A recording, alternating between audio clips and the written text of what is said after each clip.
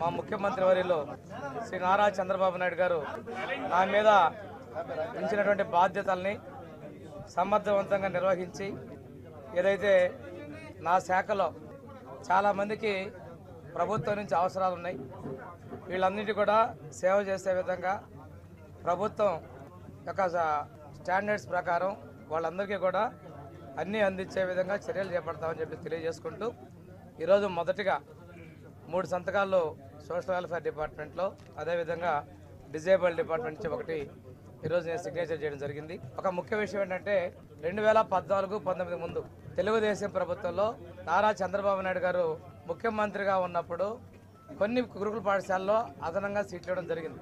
గత ప్రభుత్వంలో జగన్మోహన్ రెడ్డి ముఖ్యమంత్రిగా ఉన్నప్పుడు ఈ గురుకుల పాఠశాలలో సీట్లు రద్దు చేశారు.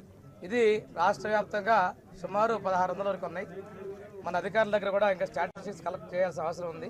మా నియోజకవర్గంలోని సింగరాయకొండ డాక్టర్ బిఆర్ అంబేద్కర్ గురుకుల పాఠశాలలో 2020లో బైపీసీలో 40, ఎంపీసీలో 40, 80 సీట్లు రద్దు చేశారు. తిరిగి ఆ సీట్లను పునరుద్ధరిస్తూ ఈరోజు సంతకం పెట్టడం జరిగింది.